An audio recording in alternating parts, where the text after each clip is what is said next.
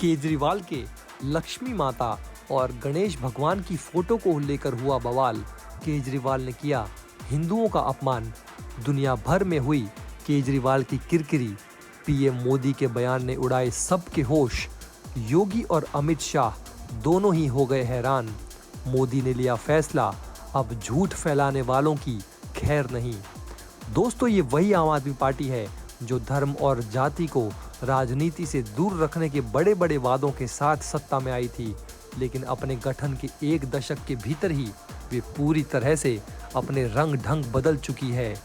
और वहीं आम आदमी पार्टी के संस्थापक अरविंद केजरीवाल धर्म के एक चुनावी हथियार की तरह इस्तेमाल करते नजर आने लगे हैं। तो दोस्तों, आम आदमी पार्टी पर लगातार हिंदू विरोधी होने के आरोप लगते रहे हैं और लगे भी क्यों ना।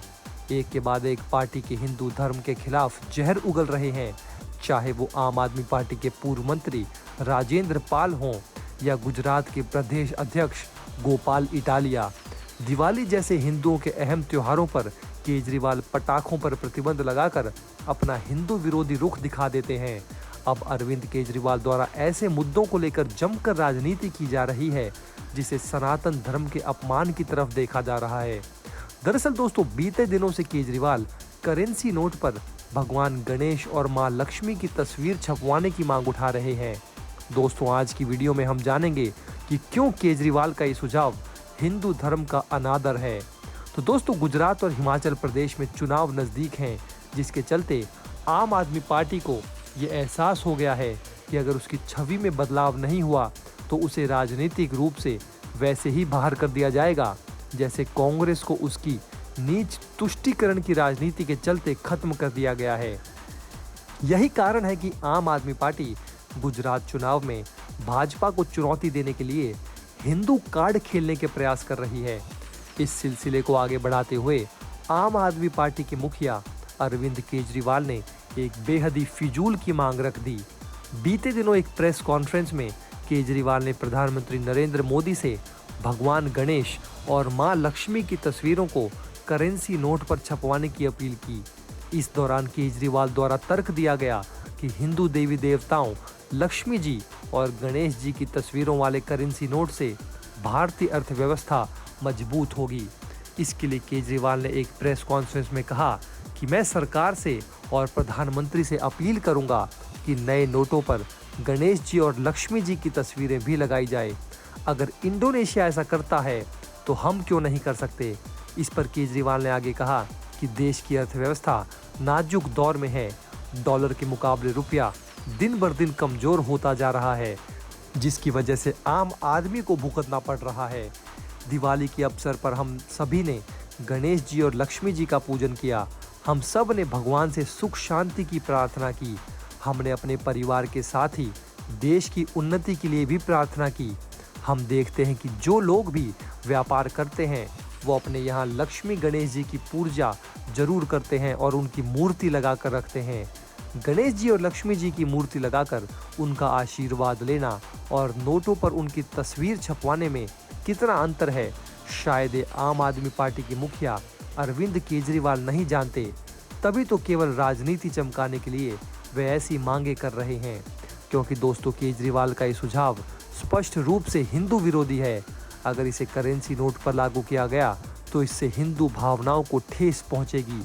यहाँ मैं आपसे एक सवाल पूछना चाहूँगा कि आप कैसे नोटों का इस्तेमाल करते हैं।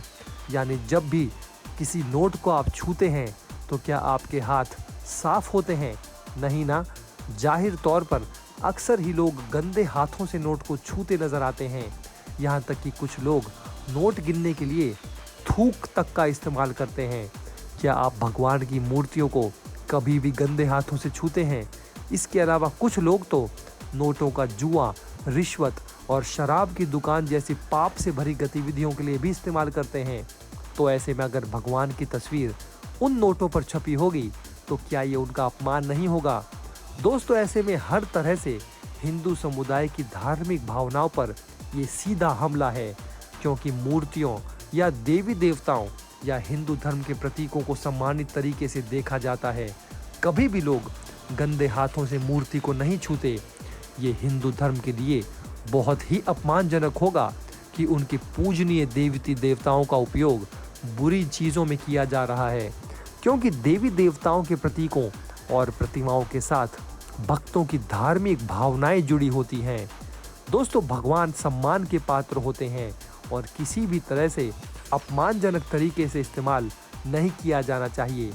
इसीलिए यही कारण है कि confederation of all India traders यानी CAIT ने इस तरह का सुझाव देने के लिए दिल्ली के CM को कड़ी फटकार लगाई है। CAIT वर्सेस दिल्ली के CM अरविंद केजरीवाल के सुझाव की निंदा करते हुए इसे पूरी तरह से हास्यास्पद, बेतुका और इलॉजिकल करार दिया है। इसमें इस बात पर भी रोशनी डाली गई है कि अगर उनके सुझाव को लागू किया गया तो इससे सनातन धर्म का अपमान होगा और केंद्र सरकार को उनके सुझावों पर ध्यान नहीं देना चाहिए। इसके अलावा ट्रेडर्स यूनियन ने भी आपके राष्ट्रीय संयोजक के सुझाव को राजनीति से प्रेरित बताया है। ऐसा प्रतीत होता है कि केजरीवाल भूल गए हैं कि लोग उनके हिंदू विरोधी चेहरे से भली भांति परिचित हो चुकी है और वे अब उनके इस तरह के बहकावे में नहीं आएंगे, जिसे वो दिखाने की तो कुछ और ही कोशिश कर रहे हैं, लेकिन गुप्त रूप से हिंदू विरोधी और साफ रूप से वो हिंदू फोबिक हैं। ऐसे में दोस्तों, समझने वाली बात है कि भारतीय समाज पश्चिमी समाज से बिल्कुल अलग है। पश्चिम के लिए अंडरगारमेंट्स, डोरमैट और कई सामानों पर अपने राष्ट्रीय ध्वज का उपयोग करने में कुछ भी गलत नहीं है, लेकिन हमारे यहाँ तो ये किसी भी कीमत पर एक्सेप्टेबल नहीं है और हम इनका अपमान बर्दाश्त नहीं कर सकते। इस पूरे मामले के बारे में दोस्तों आपकी क्या राय है?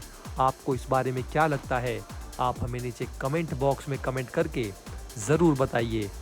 आइए दोस्तों, अब दूसरी खबर की तरफ चलते हैं। तो दोस्तों, झूठी खबर फैलाने वालों को मोदी ने करारा जवाब दिया है।